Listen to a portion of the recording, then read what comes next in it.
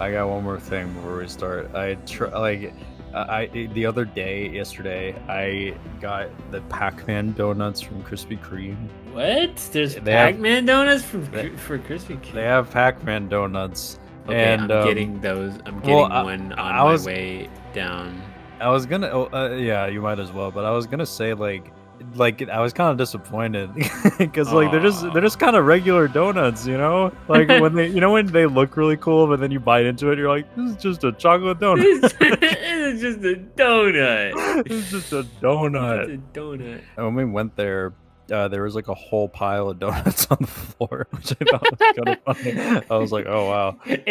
Doesn't it feel like that's like all that always happens? That's all. Like at Krispy Kreme, there's always like a pile of donuts somewhere, like all and clumped then like together dried, that got stuck in the machine, and like dried icing.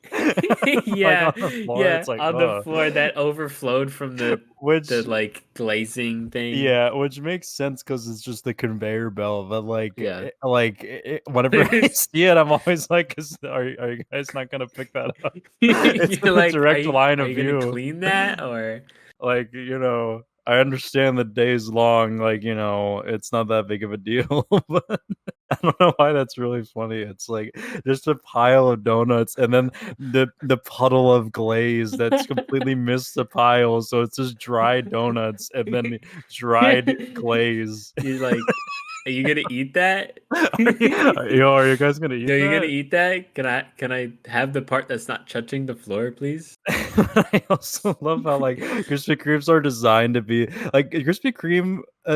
Their stores are designed to feel like magical circa 1956 because you can see the workers doing what they're doing and it's like wow.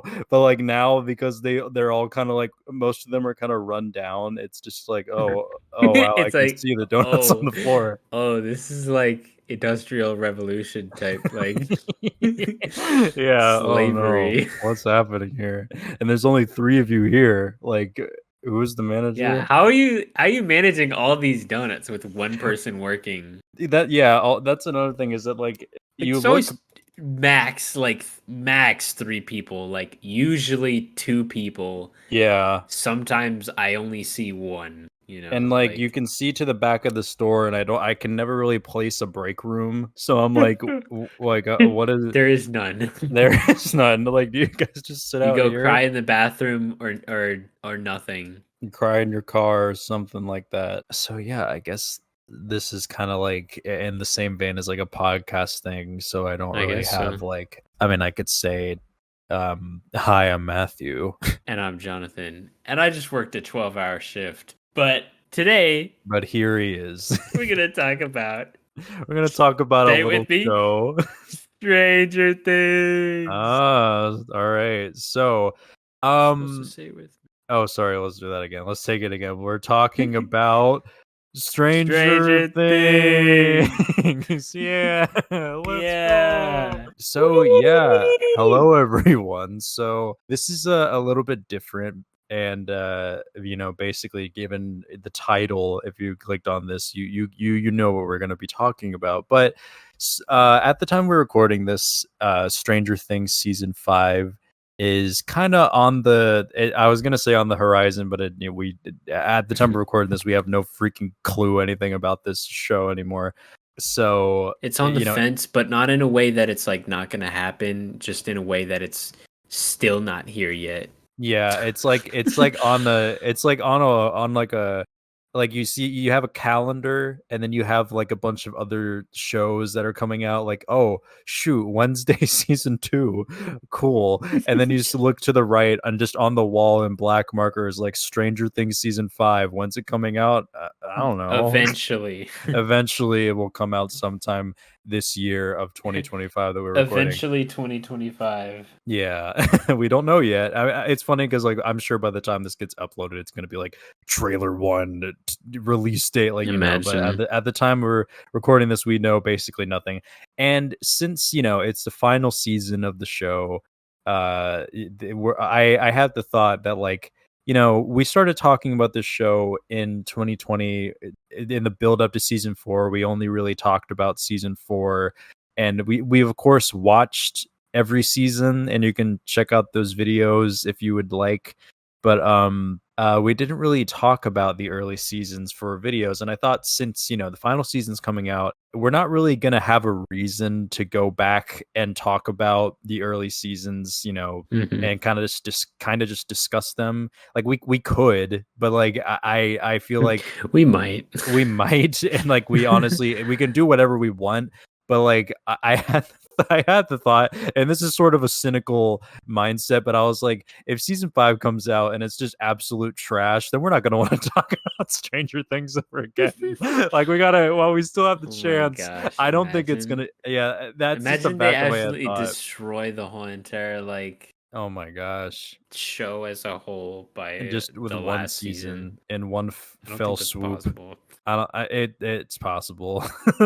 Like it's one of those. Well, I say that just in the way that like it's possible for any show. Like Yeah. literally anything Yeah. can just like do.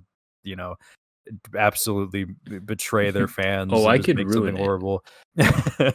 Oh, you don't believe us? We could ruin Don't test this. me. But I think it's gonna be fine. But yeah, we're not really. Yeah. I don't know. I just think before it comes out, we're gonna revisit each season of the show and have a video like this where we, talk about the season as a whole, kind of like a review, more so on the discussion side of things, just like revisiting everything and talking about it with a sort of different set of eyes than when we watched it for the first time or whatever. So yeah, that's what this is. So yeah, I guess we can get into this right now. So Stranger Things season 1, 1983. It's interesting thinking about, and also what I want to do for these videos for each season is kind of like stick to talking about this season specifically, like not even bring up like, well, later on they do this, kind of keep it like in the mindset of like when it was just this, maybe. I don't know. I agree. Season 1. Yeah. Yeah, we can kind of get into like our general thoughts. Cinema. Yeah, no, season 1, it's really interesting. Every time I rewatch season 1, I forget just how good of a show it is. Like it's in a completely different way than the later seasons, because like in my opinion, and we'll get into this as we get further into the show, but like in my opinion, like the show, it's kind of split. I know I literally just said we'll keep it delegated to this season, but like I have a point here that's like not really plot. In terms of plot, I guess I'll say we'll keep it to like the specific season. But like I feel like the show is kind of broken up into two sections for me in a way, to where like seasons 1 and 2 feel sort of like similar, like sort of like low scale, character based, very like small town feeling. Then season 3 and on, and what I can assume is like season 5 will be as well, are very like high stakes, the world's gonna end level stuff, which is good in its own way. But like I always, when I rewatch season 1, I always appreciate it for being so like, it's such a tight story and it's so connected to all the characters, and it feels so much more like personal, if that makes sense, versus like, I totally agree. Like, oh, like I said, like, oh, the world's gonna end, It feels less dramatic and more like season 1, watching it, and I like completely forgot how like legitimately good season 1 is. Like I mean, I still gotta rewatch the rest of the season. Yeah, but season 1 might be my favorite. No, well, this always is my favorite right me. now until I watch the next couple of seasons. Yeah, this always happens with me. But season 1 is like so good for a completely different reason than like some of the subsequent seasons. Yeah. Cause like it almost, I had this thought where I was like, it almost feels like this could happen. Yeah. Instead of being like something so dramatic, like, oh my gosh, the world's like ending. This is or so off the wall. Yeah. There's this like huge monster that's like way out of our comprehension that we have to fight. Whatever, blah blah blah. It's like, okay, this is like legitimately some kid went missing. Yeah. This feels like it could happen in real life. And that gives the whole season a completely different feel, and you're like actually like, yo, this is like Yo, this is crazy, bro. Yeah, it has a more personal feel, and just like the fact that, because like I guess we can talk a little bit about like when it came out, because like it was partly because like the show came out of nowhere. And, like, the thing that I really like about it is that partnered with that story, it really like, what I like about season 1 in that regard, like, with the story, with it feeling like it could happen and more, like, grounded, I would say. Mhm. Obviously, none of it's real, but, like, Right. when you compare it to which we'll get into later on, but when you compare it, it feels very much, more grounded. But, like, it has the feel of, like, a passion project whenever you watch it. Like, it Mhm. feels like a lot of the things that happen, like the way that everything unfolds feels like I don't know, it has the vibe of like this is the show that like these people have wanted to make, like I guess in this case the Duffer Brothers like have wanted to make for like a very long time. And like with Yeah. with the behind the scenes of the show, like you're like they pitched it to like a bunch of different networks and nobody picked it up, and like Netflix picked it up, and it became a huge hit. Netflix got so lucky. Yeah, right. Honestly, like imagine being Netflix and like the show becomes the biggest thing in the world, and it's like, whoa, like Imagine being okay, any of the other networks that was like, that passed no, up we don't Stranger want your Things. stupid Stranger Things. We Yeah, don't want that. literally, it becomes like as a literal biggest They're show in the like, world. Oh, who denied this? It was you, sir. uh, Why? why did I do that? We could have been rich. It has like a completely different vibe from the rest of the show, Mhm. but yeah, like that is honestly what I really like. The thing that I really like about season 1 is that the story has such a nice sense of like urgency, to where it's like, okay, kid goes missing, we got to find him. Like he could be dead. Like that's like the driving force of the season. And that's honestly like I remember when I first like when I watched it for the first time, it was like really exciting to have like a show that like, because at the time, and partly because like if at the time, and we can get into this I guess now, like with like the cat, like a big deal was that it felt like it was bringing back the 80s. Like it brought back like classic 80s movies which had kids in the cast. Like like at the time I feel like the young cast kind of like brought life back to young Hollywood, because like after I feel like after this point, I mean, this has always been a thing, but I feel like after this point, I noticed like a return of like just putting kids in everything, you know, because like the kids in the show in this season were so good. Which, by the way, like these, we know them. Like it's funny, like I think about them now, and I have their own. Like my own like image of them now, and like we make jokes about like the cast and stuff like that in our videos, but Yeah.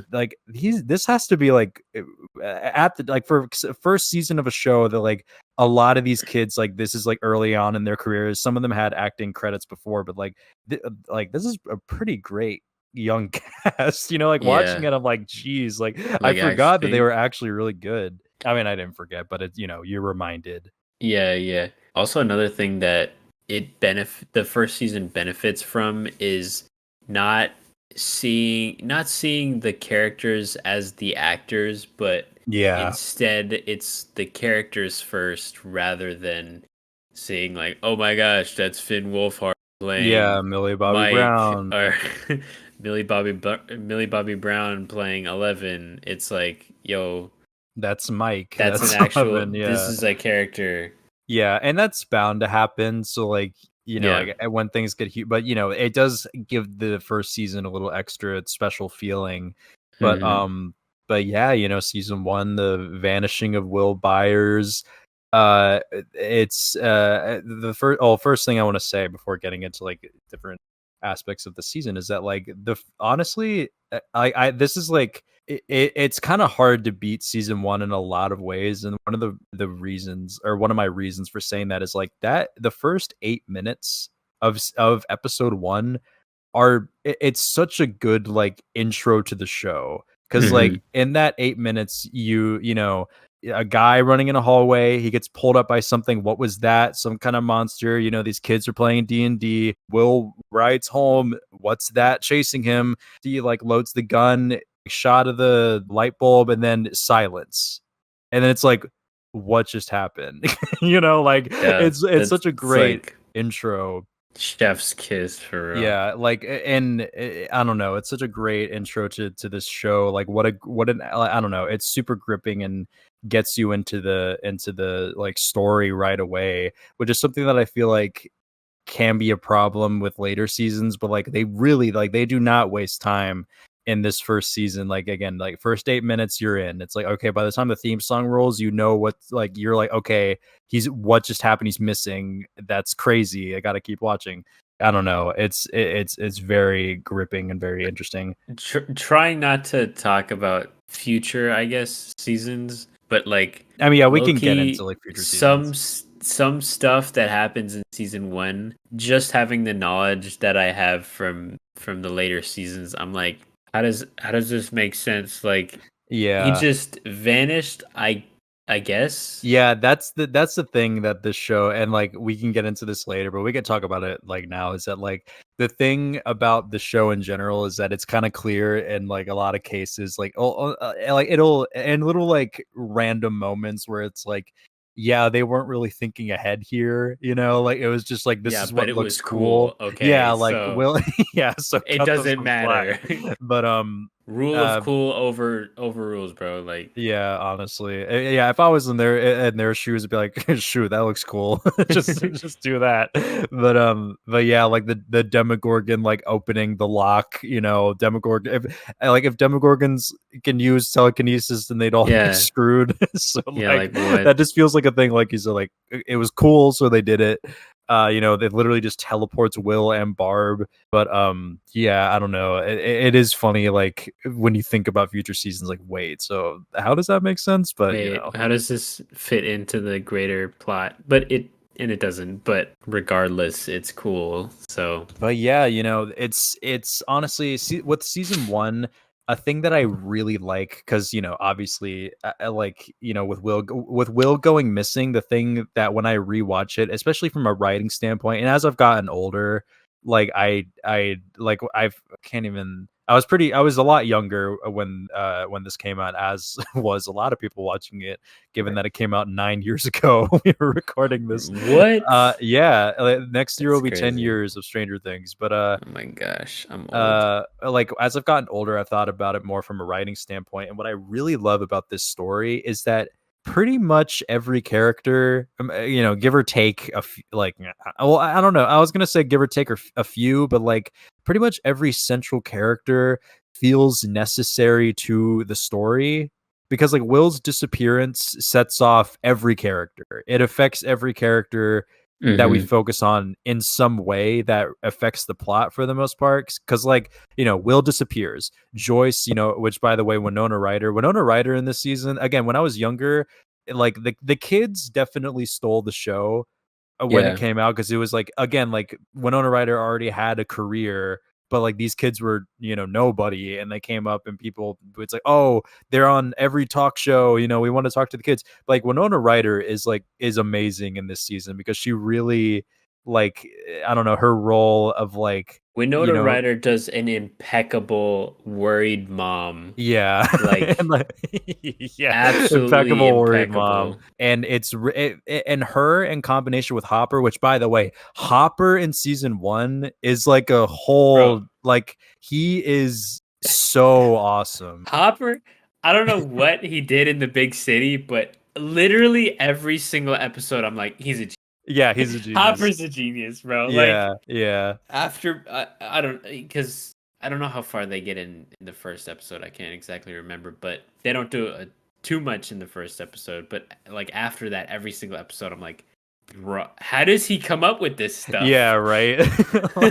Like, Like, especially like taking into account that like he doesn't seem to be like, it's kind of just go go go, like he in episode like 5, he gets like knocked out by the Hawkins lab people, instantly wakes up and starts tearing his apartment apart looking for a bug, like yeah, such a genius. But Hopper in season 1, like, and Winona Ryder, like they're Hopper and Winona Ryder, David Harbour and Winona Ryder are like, they're, the way that their characters are written and the way that they act, like it just feels the most like an 80s movie in this season for some reason. Like the what they're there to do in the story, and everybody in for that matter, like it like really just feels like an 80s movie. Like it feels like I can think of different characters. Like Hopper in this season reminds me, I don't know, have you seen Jaws? Yeah, a Like long time ago. he kind of reminds me of the police chief in Jaws, where like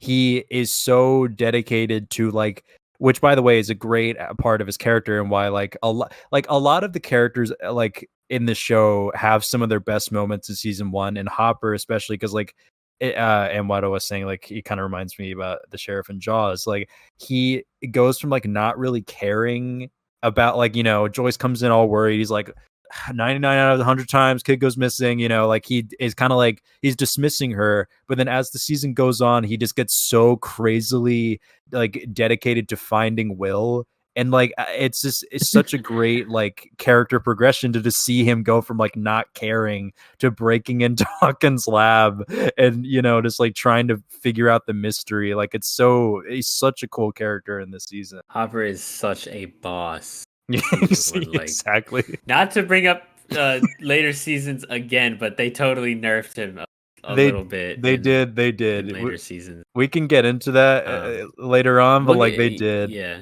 But yeah, like season one is such a boss. Oh my gosh.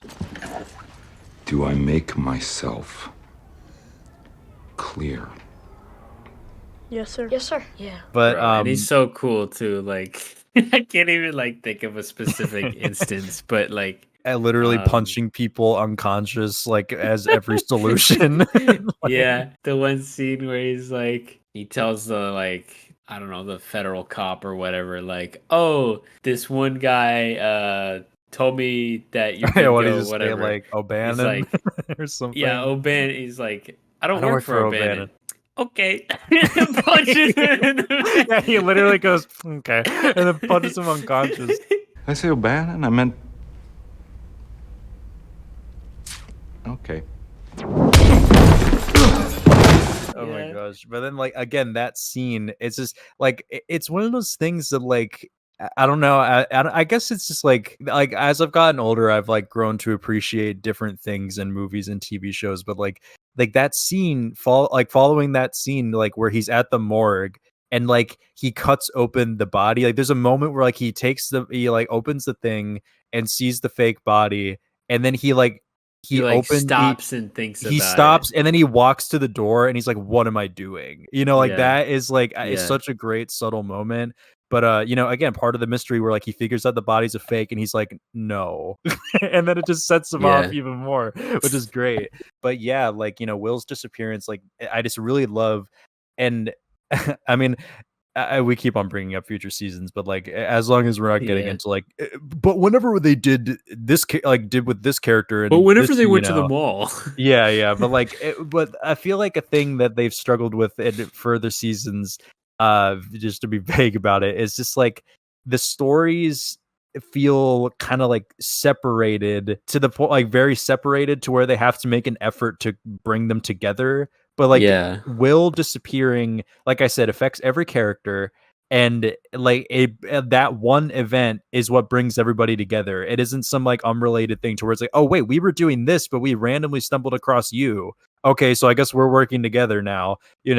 Like it affects everybody to the point where like in like the first 3 episodes, you have the scene where Will's body is found at the quarry. The fake body, and like Hopper's there and he's like, tell me that's not the kid. And then Mike, Lucas, Dustin, and Will, not Will, Mike, Lucas, Dustin at 11 see it, and then they're like, what? Like like that one thing affects all those characters. It just is the catalyst for the whole thing, which is really great because like it really keeps you in it. It doesn't feel like you're keeping track of like 100 things because you're just watching people react to the same thing.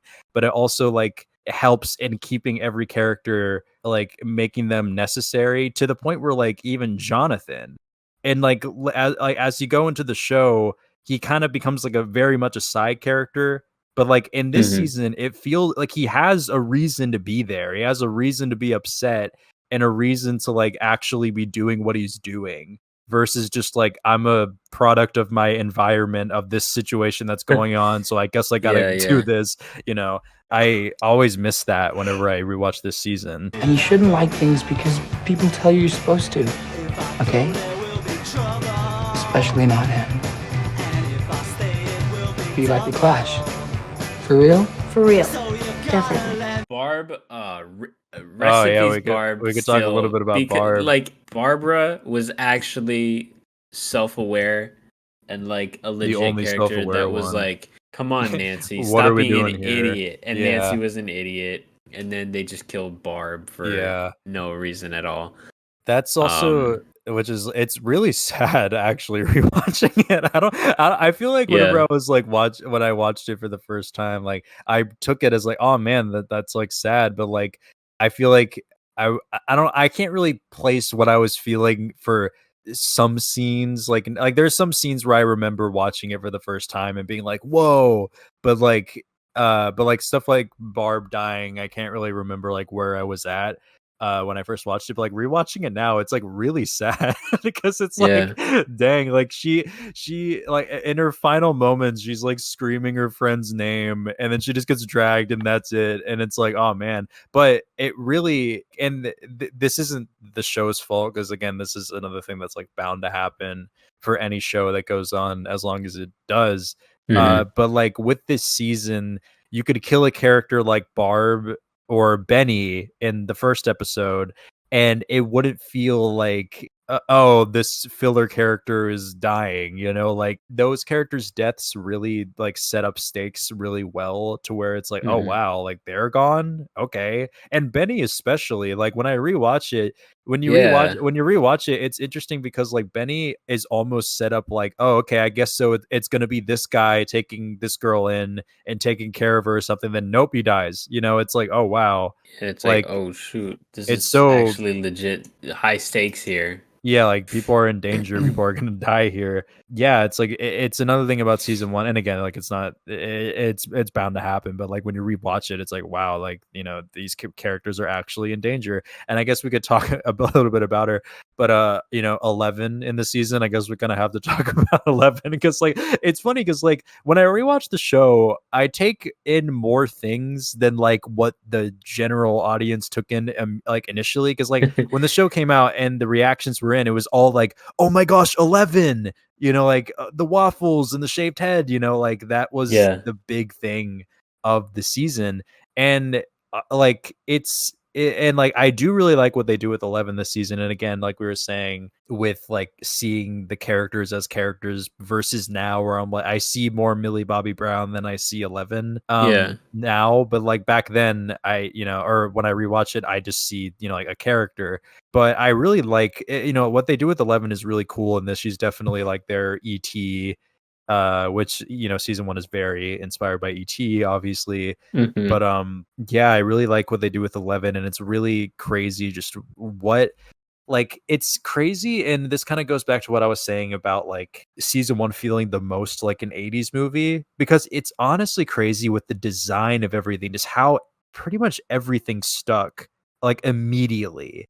Like things like 11 with like the shaved head and the waffles and the blue jacket and the dress, like that became like an instant like Halloween costume, like and like the Christmas lights, even that became like a huge thing that was like an instant staple of the show, the Christmas which is crazy. Lights, I'm gonna have to get into it in a second. Yeah, that's kind of my segue into the Christmas lights, but the Christmas lights.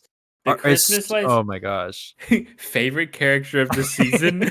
Favorite. Can't even lie. Question mark. Lights. Whoever came up, I guess Duffer Brothers, but I guess so. Yeah, bro. Whoever came up with using Christmas lights as a kind of like a means to communicate through dimensions. Yeah. It's just me saying like so. I'm piecing together like your thoughts. I had a whole like sentence, and then I like started saying it, and I instantly forgot. Yeah, using Christmas lights as like catalyst isn't right, but using Christmas lights to communicate almost through dimensions is a crazy idea. But The way it's done is just so perfect. Yeah, And absolutely. nearly every single scene with the Christmas lights like lighting up or whatever, and Joyce being like, "Oh my gosh!" I'm like almost every time I was like, "Yo, this is peak cinema right here." I know, like I'm so like, enthralled when I watch it. That scene where she's like, she has like the bundle of them, and it's yeah, the one for yes, two for no. Are you safe? Blink, blink. Are you safe?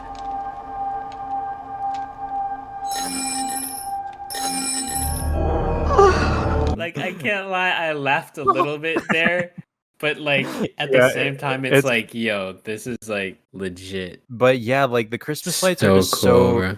it's so distinct, and like it just I don't it instantly became a thing that was like synonymous with the show, to where it was like, oh yeah, the Christmas lights, you know, like it, like I just love I love it from a design standpoint. And I'm gonna as we're talking, I'm gonna be putting, because when I edit this, I'm gonna be putting like, you know, clips from the show and whatever. But like there's a shot, I don't know if you remember it, like where it's after Joyce has set up the Christmas lights, and it's like her in the house, and it's playing that boom boom boom boom boom boom boom boom, and she's like kind of looking around, and it's like all of them are around the house. And it's like, you know, like that scene, for some reason when I rewatched it, I actually got like goosebumps watching it, where I was like, whoa. Yeah. Like I've seen Yeah, it me before, I know too. how this goes down, but I was like, whoa, like that's cool, that's great.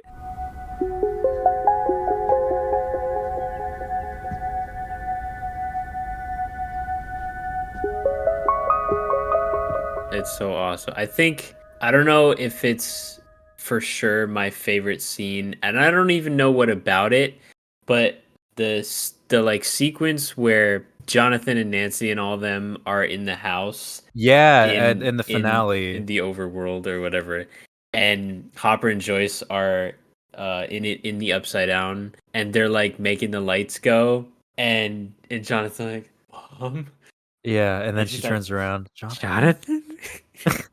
I'm like, yeah, yeah, so I don't know why. It's funny because we had the exact, because we were like texting each other when we were rewatching it, and like Yeah. I was taking notes on like a bunch of random things as I'm scrolling through. I just see a bunch of random, like episode 3, Mike's face hitting the rock hurts like crazy. Which, by the way, do you remember that? Like when his face hits Yeah. the rock, it's like his jaw directly on a, Yeah. like that's Oh a my broken gosh. jaw. Jeez. Watch where you're going, frog face. But when I watched that scene, the finale, like I was so like, well, first of all, I got chills, and secondly, I was just so like into that scene. Like It's so whimsical. Like, yeah, exactly. I don't it's so, but like it doesn't like it's funny because it isn't like a big like heavy like plot, you know, like the alphabet wall. It isn't like a big moment where it's like, where are you, and then it's like run, and then the Demogorgon, yeah. you know, it's just like a small moment, but like it's very whimsical, as you said, and like the way that it's shot, and the way that, like, you know, he senses her. I don't know. Like I'm gonna put the scene up in the video, but like, yeah, it's not even that like super pertinent to the plot or anything. It's just like a scene that there's not really any specific reason for it to be there, I don't think. But it's just like so good yeah, for no reason.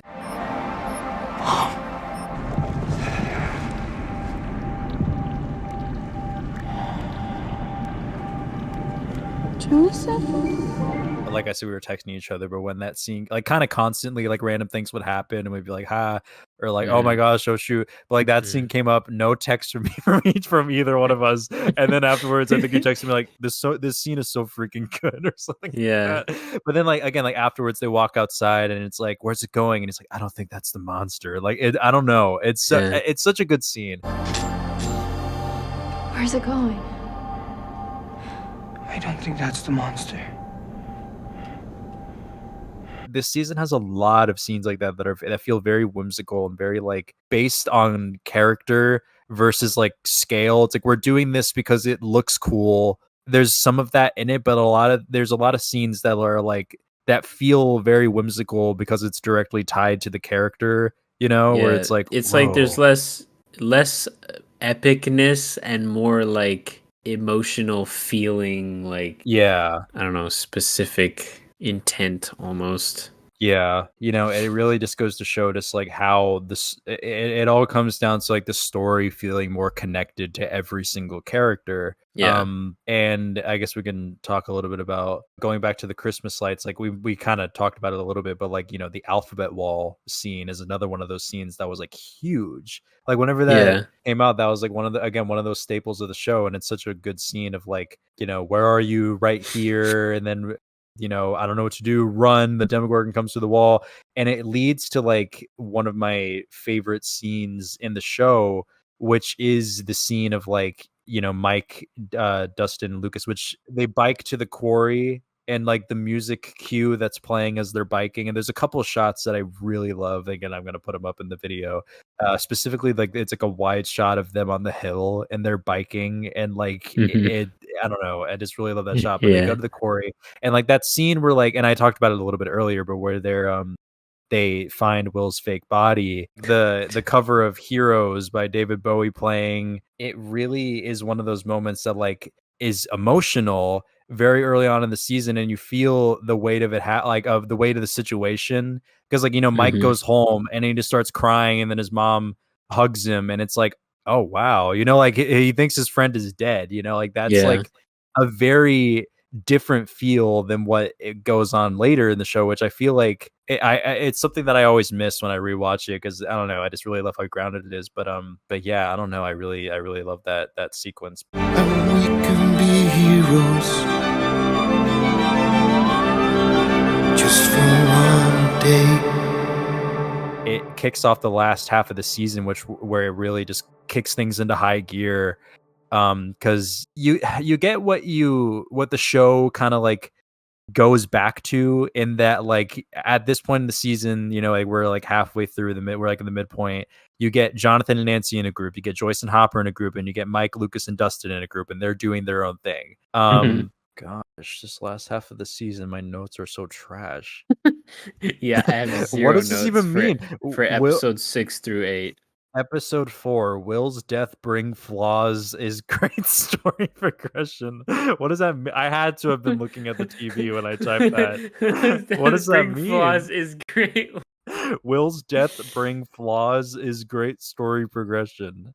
What does that mean? Bring flaws is that's a great typo story. for sure. I don't know what I meant by that. Maybe like I don't know, brings out flaws in the in the characters. In the characters. Yeah. Brings out like the boys fighting with each other. Yeah, I guess something so. Maybe. Which I guess we can a little bit briefly Nearly talk every about. single episode I have Hopper's a genius. As a note. Right. Hopper's so smart. But I guess we could talk a little bit about the boys. Honestly, like Mike, Dustin, and Lucas, like their bond throughout the season is one of my favorite things about the early, or this season in particular, because like they really, it really goes down to the casting, but like I immediately, like with that first scene of them playing D&D, I immediately buy them as friends, and I immediately like am into them like going on this mission to find Will, and I just think it's really funny, and it kind of like it does like it tap into like the 80s movies that it's based on. It feels very E.T., very Goonies, but like I love how like I was not having conversations like these kids had when I was their age. Like they're so, I just find it really funny how like so articulated they are. Like where they speak in code. they they have like perfect radio lingo, which by the way, with speaking of the radio lingo, I really like the scene. I think it's a moment in episode 1 where Mike calls Lucas on the walkie-talkie. And he goes, Lucas, and then Lucas answers and he goes, hey, it's Lucas. Lucas, do you copy? It's Mike. Lucas. Hey, it's Lucas. But I also think that the season 1 does a really good job of like balancing different things that are going on, to where like, for example, Nancy isn't shown to be, she isn't shown to be bothered by Will's death too much, but like, Barb going missing is something that happens that makes sense, but also sets her off on her own thing, but it's connected to Jonathan because Will went missing in the same way. So like it feels it feels like it fits together versus just like, okay, this is a random character who's just doing their own thing for no reason. Like the way that they tie everything together in season 1 is really, it works really well. And you know, given that like Jonathan was at the party taking pictures, he takes a picture of the Demogorgon, you know, like there's so many things that happen that are so it's so intricate, but like every character is placed again, it goes back to what I was saying with like every character feeling necessary, because like, okay, Jonathan took a picture of Barb, the last picture of her.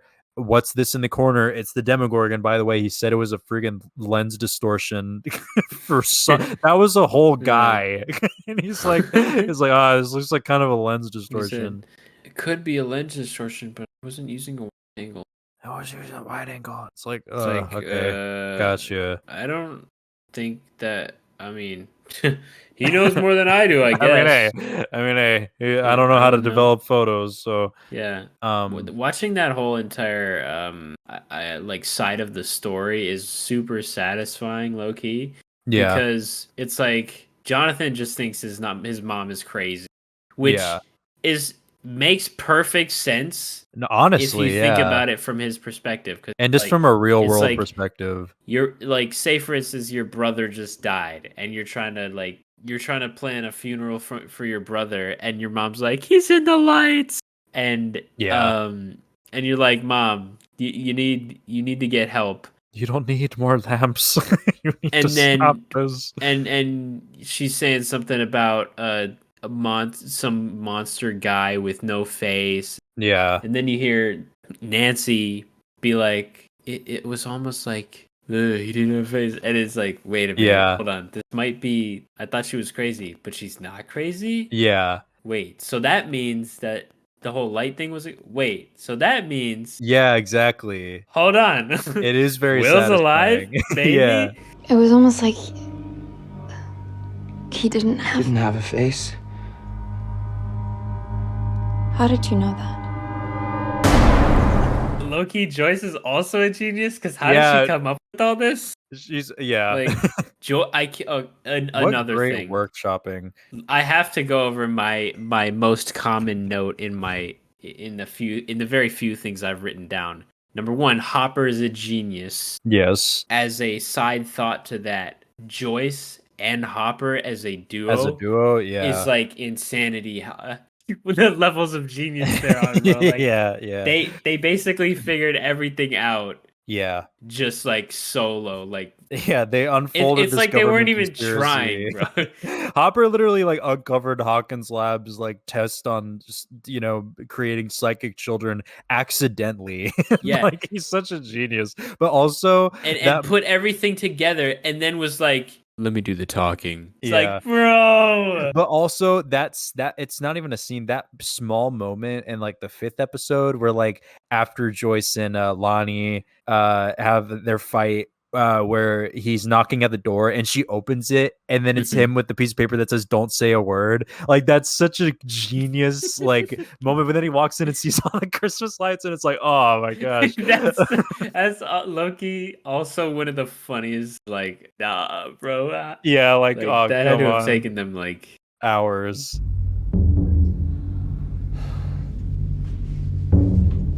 Oh Jesus. I'd like to draw attention to one of my favorite line deliveries. Yes. The freak will be back in the loony bin.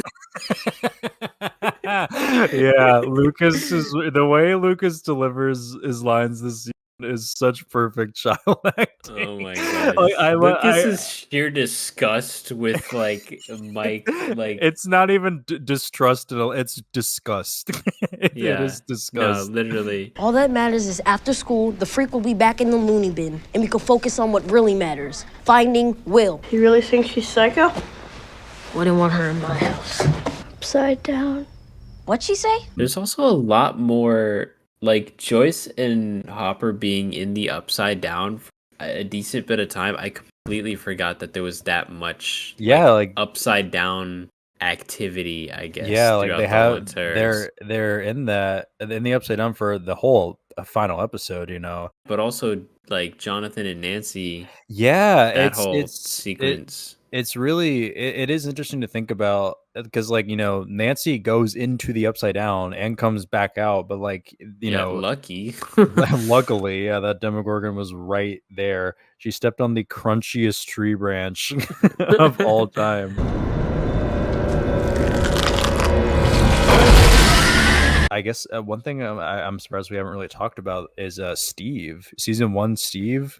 I was gonna bring that up because it's funny how there was a few times when I was like, yo, I can kind of see him like becoming like a legit person, and then I was like, Yeah, but then like like there's small hints of it at certain places, but then he goes back to like being like a piece of garbage, and then Yeah. like, you know, and then it goes back the other way, and it's like, oh wait, he's actually kind of cool now. it's funny though because like it's one of those things where like Steve was definitely a jerk in season 1, but like it is a weird situation because like Jonathan was being legitimately creepy. He So- was, yeah, So like that's true. it's one of those things where like, Jonathan, as I've rewatched it and just like my image of Steve later on, like I have like moments where I'm like, well, like how justified was he? Was like you know, because like Jonathan, in my opinion, only gets away with it by like TV show rules, you know, where like in Yeah. real life he'd be like, yeah, I'm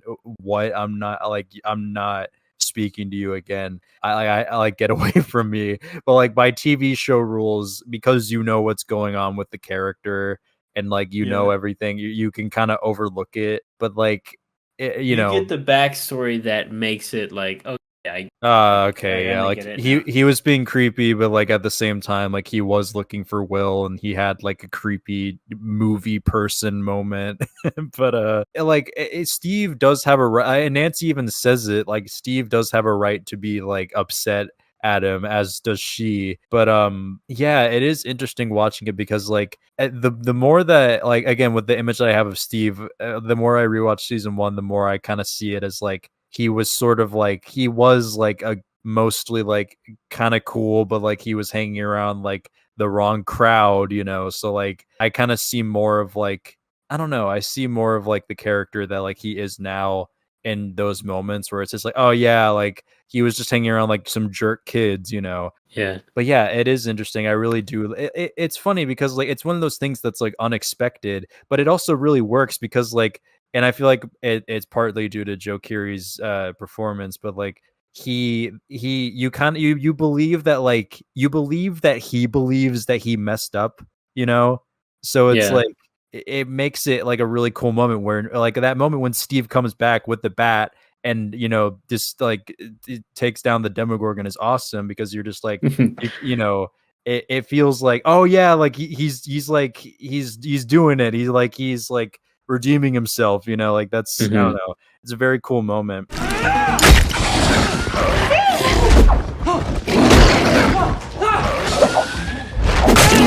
There are a couple moments in season 1 that go against like I mean, there are definitely like trope moments, but like there are a handful of moments that I feel like kind of go against tropes because like for example, one of them is Will in the first episode that like in any it feels kind of like in any other case, like if a kid was being chased by a monster in a horror movie, he would have tripped over his shoelace and then gotten eaten. But like, you know, Yeah. he runs to the house, he locks the door, he calls the cops, he goes outside, he loads a gun, and he still got taken. He did So- everything right, and Yeah. still, and he still Yeah. got taken. And Steve, like I mean, and I feel like the Duffer Brothers even said this at a certain point or way back when, but like he just feels like when you watch it for the first time, you feel like, oh yeah, this is the jerk boyfriend who's gonna die, you know. But like he shows up and he saves the day and he redeems himself and ends up being likable. So it's like I don't know, like it has cool moments like that like kind of do the unexpected in some ways. But also, I really like that moment when he shows up at the buyer's house and he goes inside and Nancy pulls the gun, and his line delivery of like, what is so funny. What? It's so funny. He's so like, I don't know. He just goes, what? What does that smell? Get out of here! Gasoline? Steve, get out! Wait, what? It is really funny because he goes crazy. inside. This is crazy. This is crazy. Crazy. Another thing, this is a lot less serious of an observation, but his hair, like the how we know him now, like I don't even know what you want, like slick back almost, not even slick. It's the style he's got now shows up way earlier than I remember it. Oh like, yeah. being it's like 1 or 2 episodes where he's got like the like weird like mullet Lego piece looking haircut. Lego piece. Yeah, doesn't it like it's like a straight up Harry Potter Lego piece looking. Yeah, the first episode. Yeah, he has that Lego piece looking hair. Like, same with Mike. And then, like, yeah. Gosh. He has that Harry Potter Lego looking hair. That. It does show up a lot earlier. It shows up way earlier than I remember. Are you crazy?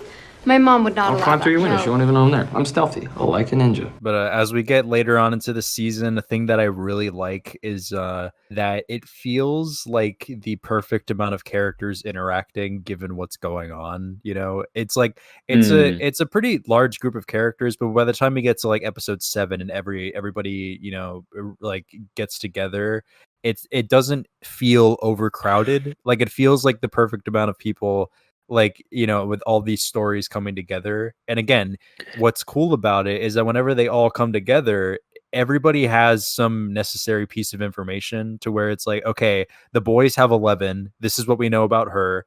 You know, this is what we know about the upside down. He's in the upside down. He's in another dimension. Jonathan and Nancy, you know, they know that the Demogorgon like feeds on blood, or they guess, and then Hopper and Joyce know what they know about Hawkins' It's just lab. a theory. It's the perfect amount of characters interacting, given what's going on, and everybody feels necessary.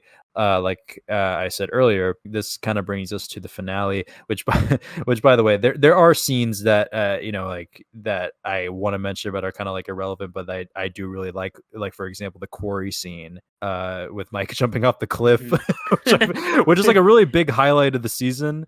Yeah. But it's, again, it really just goes to show how like the story can still work when that is like the stakes. Because like when you care about, like, the moment works when you care about the characters. What I really like about it is that first of all, the fact that the bully, which, you know, they have their disposable bully character, obviously, the fact that his solution to him thinking that Mike was involved in making him pee his pants is jump off this cliff and die is kind of crazy. But you know, it's very Stephen King. But what I really like about this moment is that, like, you know, Dustin has like the "she'll kill you" line, but what's cool about it is that, like, there's something that I really like about, and this is kind of a theme going throughout the show, about Dustin like being really like hyped about 11 like having powers. Like this, like he's so like, yeah, like she's our friend and she'll kill you. Like it's one of those moments that, like, he was already down for 11 being their friend, but he's just like he's so down. He's like, yeah, she's one of us. Like, it's, I don't know, it's such a cool moment. Yeah, that's right. You better run. She's our friend and she's crazy. You come back here and she'll kill you. You hear me? She'll kill you, you sons of bitches. Yeah, that kind of brings us to the finale a little bit. Honestly, you know, when you reach the end of the season, like, I'm trying to, I mean, as of right now, I feel like the finale is probably of season 1 is probably like the most emotionally satisfying finale in my opinion, but also like the saddest, because like you have in the 8th episode, they just decide that they're gonna like give you the absolute gut punch of Hopper daughter flashbacks, and it's like, Yeah. what's really, and again, it comes down to that story. What's really good about the season 1 finale is that like when you rewatch it, the moment where they say like where they get Will and they're like giving him CPR is like one of the most emotional in the show, because like everything in the season at that point is like writing on that moment. And it's just like, okay, you've been, if this is your first time watching, you've been watching this show for, if you like binged it, you've been watching it all day. It's all comes down to this. And like you have like Hopper, you know, like he's doing this and he feels like he has to save Will because of his his daughter passed away. So like it means that much to him. And then Joyce, of course, for obvious reasons. And like it's such, and of course the freaking song when it's called I Like to Die, anytime that comes on, I'm like, it's just tears from me. And like, you know, they like that again, it's a moment like Will takes that, like he gasps and it's like, oh my gosh. It's like, oh my gosh, he's okay. He's okay. Yeah. It's one of the most emotional moments in the show.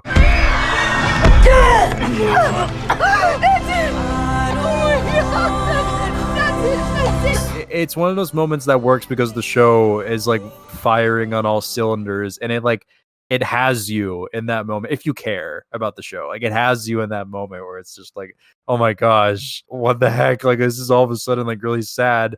They save him and then everything's okay, and it's like, oh my gosh. I feel like, and I don't really, I'm just kind of saying this because then again, I haven't really seen all the seasons in a while. I feel like the whole season plays into that moment being super emotional because at least in comparison to other seasons, like how I was saying, it's less dramatic and less epic feeling and more personal and like deliberate and small scale, and like this could totally happen. This could totally be your child. If you were a child, this could totally be your friend that is like that's almost missing. died. Imagining this as if it were real, it's like yo, this is actually like crazy. But you know, it's like you can't imagine, you can't be like, oh well, I had a buddy who was like kind of like mind controlled by this big blob of rats that I you get know, you. like it doesn't have the same emotion like connection to it. There's a disconnect a little bit where like even though those moments later on where it gets very epic and like, you know, big budget, they do have their emotional moments for sure, but of like course, but again, I totally agree to where it's a more personal, emotional, and like a, oh my gosh, they lived, or type like he made it, like he survived. Because like again, you get, like you said, like you can attach that to like, oh, what if not even like like a other dimension thing, like, but like what if my friend went missing, or like what if my kid went missing? Yeah. You what know, if I was Joyce, bro? Like like what would I do? Like how would I feel? And that's why I feel like this moment works so well. And like it's just one of my favorite finales for that reason. Like that scene where they bring him back is just so emotional.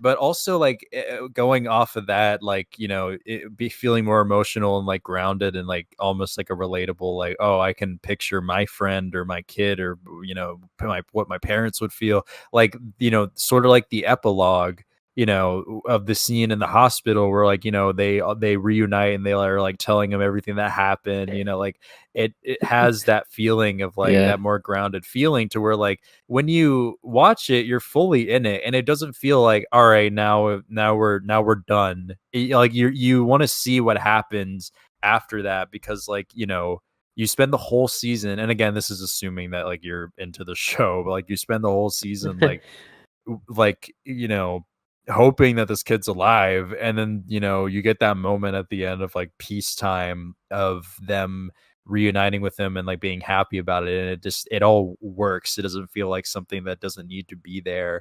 Like I don't know, like again, and it goes back to like what you were saying about how the season 1 in particular feels very deliberate and very intentional, and like every piece of it was like something that was thought out of like, okay, this character is going to do this character is going to do that. By the end of it, this is where we're going to be, versus like later on I can kind of see some instances, and we'll get into that in the future, but like I can see some instances of like, where do we take this character?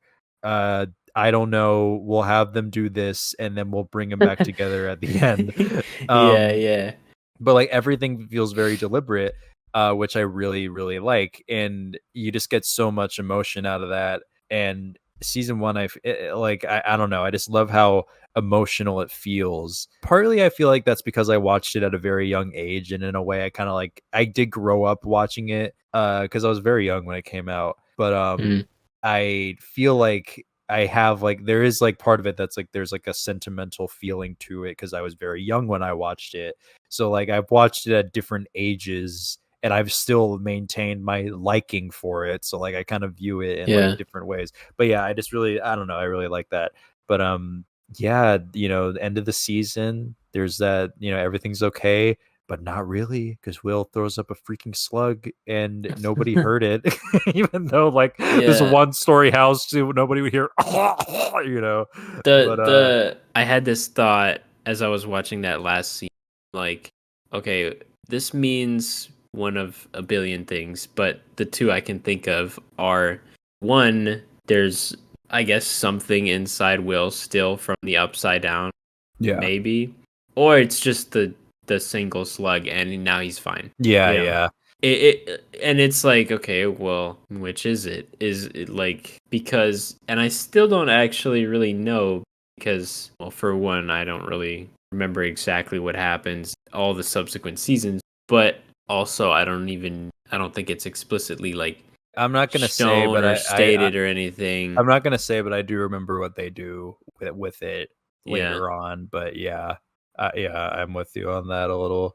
So I could see kind of maybe how it fits in if it does, but then again, it's like, okay, well, like a whole separate incident type thing. But then again, it's probably just like maybe there'll be a season 2 type thing. Yeah, that's definitely one of those things where it's like, oh, there's the setup that we'll figure out later. There's a setup. Fingers crossed it gets another season. Gets 5 more. Yeah. But what I do like about that is, well, there are a bunch of moments like that. It's kind of funny when when I like rewatching it. I had this when I rewatched it, but I haven't rewatched it with the intent of making a video on it. But it's funny rewatching it because there are a couple moments like that where it's like maybe season 2, like, you know, Hopper leaving the Eggos in the box, where it's like, that's a definite, like, even knowing where that goes, it doesn't really go, it's just like the hint of like, okay, if there's more, like if there's more, you know, there's something throwing us a bone or like, yeah, like it is funny because like there's a whole load of questions with that where it's like, how would he even know, like like to put it in the woods, like how does 11 know like where it's at? Is that part of her powers, or is she using her powers to specifically seek out Legos? She found a Bath and like located the Eggos. I like your British pronunciation of Bath. But also what's cool about like the ending with Will like having the flash to the Upside Down is that like it's kind of interesting how it does play out to where like that could have been it, and it would have been like, oh, it could have just been, if it got canceled, let's say, it could have just been like, oh, it's you know, it's just like a trauma, like a PTSD thing. He's seeing the Upside Down because you know, whatever. That's a great explanation. He's seeing the Upside Down just because whatever. But flashbacks. But yeah, you know, that it works. And the same with like 11 disappearing, which like it plays to where it's like, okay, if it got canceled, yeah, she's dead, but like if not, then, you know, she disappeared, we didn't see a body, so like, you know, she could be alive. You see a body. That's pretty much the end of season 1. All in all, I don't know, I really love revisiting this season when I do. it's always a super solid story, and just a very like it's a very like good. It's always a good time rewatching it because there's a bunch of things that I appreciate about it. Because again, with everything feeling very much intentional, like even down to like using should I stay or should I go. It feels like that, and the Christmas lights feels like a very inspired choice. It doesn't feel like something random that like, okay, what do we do here? I don't know. Like again, that specific song, the fact that there's Christmas lights and she writes on the wall, blah blah blah, it feels inspired, and that's what I think honestly what made season 1 it like stand out as much as it did at the time. And I just think it's a very solid season of TV. Yeah, I'm glad they got renewed for a second one. And a third one. And a third one, and a fourth one, and a fifth and an upcoming fifth one. Oh my gosh. Take us out, Jonathan. Are they all going to be separate videos? Or is it going to be one long thing of all the seasons? Separate. Thanks for watching. If you want to see us talk about season 2, if that's up, the link will, I don't know. You're going to put the link somewhere? Yeah. I was like. You're asking me like, can you do this? I was going to be like, the link's right here. But I don't even know how you're planning on uploading them, so that if it's not uploaded, then you gotta wait. Yeah. It'll be uploaded soon if it's not uploaded. But if you're watching this later on and it is uploaded, then the link's right here. Sure. Yeah, it's such a clunky outro. If you liked what you heard, subscribe. If you'd like to hear us talk about season 2 or subsequent seasons, hopefully there's a playlist with that in it. Yes, there will be. Leave a like, leave a comment. And what do you think of season 1? Yeah, what do you think of season 1 or any of the other seasons? See you next time. Peace out.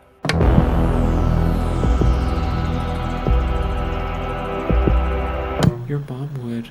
I will say your mom jokes have ruined but also enhanced the show. What? You can tell someone, but they're not going to believe you. You know that. Your mom would. I guess I shouldn't really be surprised. A bunch of screw-ups in your Tell her family. to I mean, leave your it. mom